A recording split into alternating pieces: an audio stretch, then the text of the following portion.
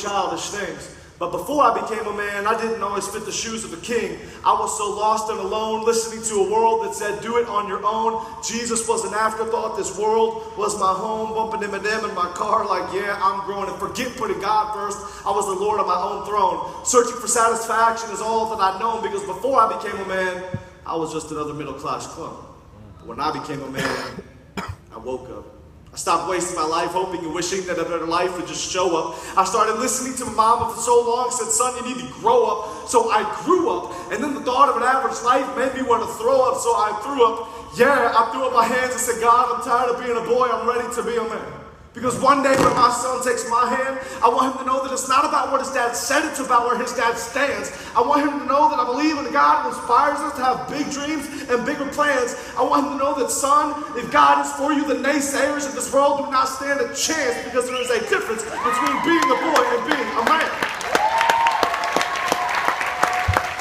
You see, when I became a man, I was ridiculed and laughed at. Whispers behind my back like, is he really like that? He must be uneducated. I was put down and degraded. Friendships lost, relationships faded, simply because I chose to live the life for which I've been created. It's funny how when you mention Jesus, you're suddenly hated. But it's those same people who came back around years later when they saw me in the paper doing things with my life and giving glory to my Savior. And then I get a text, an email, a call. My life is in ruins. Can we talk at all? Yeah, we can talk, because I'm still here. But I'm just going to tell you about Jesus, even if it's not what you want to hear. But I'm guessing that you already knew that I would, because you used to make fun of me for it, misunderstood. So tell me about your life, and I'll tell you about your need for Christ, and we can keep our conversation secret. Your text about wanting to know more about Jesus, don't worry, no one will see it. But I hope one day you see fit to step out of the pit that you're trapped in and run to Jesus and take his hand and find a life filled with purpose and passion. And as for the jokes that you cracked, when I took a stand, don't worry about it. Life isn't easy when you leave the boys to become a man. So when I became a man, I did away with the notion of living for the weekend, because I looked at society and all I saw was weak men. Getting up on Monday, dying for Friday, traveling in these cars on the highways and byways like material things is all that defines me. Headed to cubicle jobs, trying to climb the ladder, clinging to money like it's all that mattered. Boys who never became men, stuck in the past tense, trapped forever in spiritual adolescence. When I became a man, I said I want something more for my life. More than getting wasted under neon lights on Friday nights, only to wake up on Saturday morning with plans to do it again. There are too many boys in this world and not enough men. See, when I became a man, I said that when I leave this world, I want my life to have had purpose. So I stopped wasting my life on things that are worthless. Every minute on the couch in front of the TV was a wasted moment on a journey that should be defining me, a journey of forming a legacy. And I didn't want that legacy to be ruined or neglected, so I looked at this world and I didn't accept it. I'm not going to be who you want me to be. No, I absolutely reject it, because when I became a man, I picked up my cross and put down my shame. My sins were forgiven in Jesus' name. In Jesus' name, my pain will forever remain an afterthought of who I used to be, but no longer am, because God saw fit to crucify the Lamb so that I could land in his ocean of grace and find my rest in his holy place, because he took my place. He took my hell. He took my cross. He took my nails. He took it all because he had a plan, and for the first time I saw it when I became a man.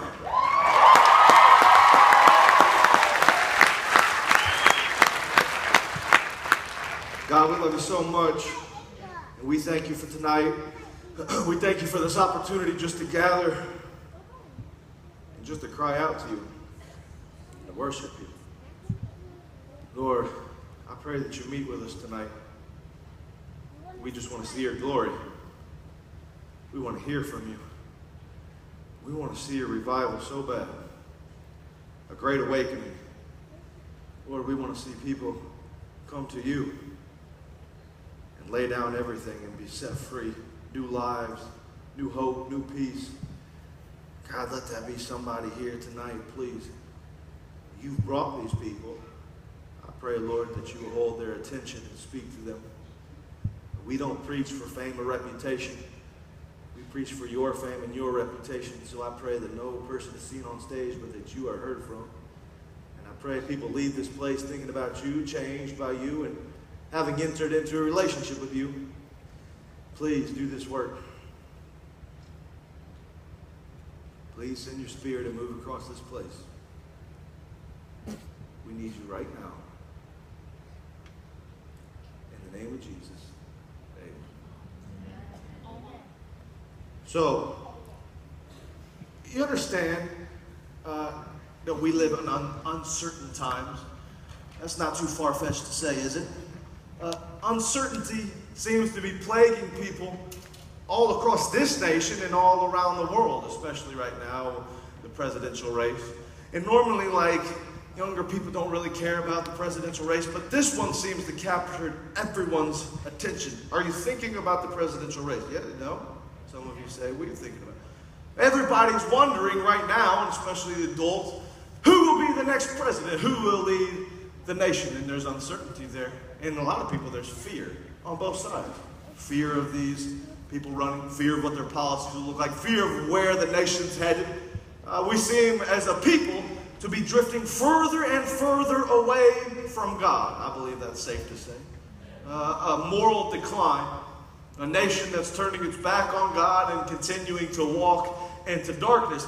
And there's an uncertainty that comes with all of this. And there's an uncertainty financially too. There's an uncertainty about the economy. There was a big spill years ago in 2007, and I remember seeing people that lost everything. And now some are predicting that that could come back. That we're on the brink of another bubble that could burst in, and people are saying, well, what's it going to look like 5 years, 10 years? What are my kids' futures going to look? What are your futures going to look like? I mean, what is it going to look like? College? How expensive is that going to be for you? Is there going to be jobs? Who will be president at the time? What will the United States look like? What will your home lives look like? And will your parents still be together? Will your parents still be in good health? Will you be in good health? I mean, you can't predict the future. I can't either. Why do you think it is that so many people right now go to palm readers and fortune tellers and they just spend everything? And that's a multi-million-dollar industry because people want so bad to know something certain. Uncertainty is all around us. We want to know truth. What's my life going to look like right down the road? So we go and we spend money. Well, you tell me, you tell me, you tell me. Listen, I'm not here tonight to talk to you about uncertainties because you just walk out of this place, turn on the news, or talk to your family members and there's uncertainty everywhere you go. But I did come here tonight to talk to you about certainty. And it's this, that in a world of uncertainty, you can be certain that Jesus is King, that He is coming back, and that He can save you tonight.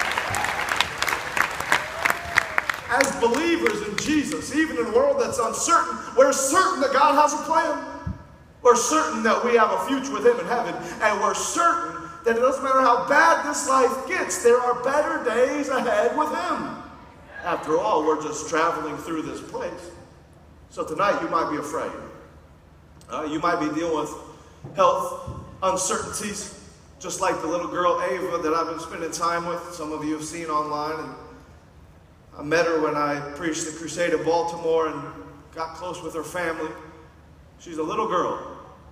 She's fought cancer 3 times and she's beat it every time. But now it's come back full force the 4th time. And it's all through her body, all through her limbs, all through her lymph nodes and cells, all through her nervous system. And it's not looking good. So I drove to Baltimore 2 nights ago with Blake. And we got to see her and spend time with her, and I spoke to her mom, and she told me she's uncertain, but she's still trusting Jesus because she's certain that God has a plan and that all things work together for good. He has a plan in your life tonight. So in a world that's uncertain, I've told you already that you can be certain of one thing, and that is Jesus. It's always been Jesus. Jesus, Jesus, Jesus. He's the answer for your life tonight. You can be certain of it. I'm here to tell you right now that in a world that seems to not be able to get things together, Jesus is putting things together as we speak. He's coming back very soon. But the question is this, and I'm going to answer it briefly. And for some of you, this is your first time hearing these things, and it's just a basic introduction to you as to who Christ is. I want so badly for you to have a relationship with the Jesus I'm telling you can be certain of. So the question is this. Well, you told us we can be certain of him in uncertain times, but who is he? I got to tell you, the world is so curious about Jesus. We can't stop talking about him. The world tries to put him in the back seat and get away from him, but then again, Hollywood keeps making movies about him. Books keep being sold about him. People keep coming to churches and asking about him. Professors in college who deny his deity still teach about him. We can't stop talking about Jesus. Who is he? I'll tell you exactly who he is. He is who he said he was. King, Lord of Lords, the Son of God. So, tonight, I want to tell you briefly who Jesus is in the words of God's holy scripture. Number one, Jesus is the bread of life. I love that. Some of you said the Bible's boring. I'll say you're boring, bro. Number one, Jesus is the bread of life. Jesus says it himself in John 6:50. He says, this is the bread that comes down from heaven so that one may eat of it and not die. I love that. I'm an easy crowd, though. I get hyped, I'm like, okay, let's do this. We were watching a war movie on the drive up here, and I was like, oh, let's go back to World War II. And I like that Jesus says right here, listen, get behind me. Why? I'm the bread of life that's come down from heaven. And if you eat me, if you consume me, you will not die. That's something I can get behind. Why? Because I don't want to die. I mean, do you? And do you ever think about that? We ever think about our future, like where you're going to spend eternity? We're so comfortable in America that we don't think about eternal things that often. We're like, we'll deal with that when we're like 80 years old. No, there's going to come a day when all men die. The Bible says it's appointed for us to die once and then face judgment. I don't want to do that. I want to meet Jesus as a Savior rather than a judge. I want to meet him on his terms. And he's laid it out very clearly. He says, here are my terms. If you don't want to die, come and have me. And if you have me, I will have you. And you'll be all right. And I like that he compares himself to bread. Jesus was the greatest evangelist who ever lived. I look up to Billy Graham and think he's the greatest evangelist of our time, but he didn't hold a candle to Jesus.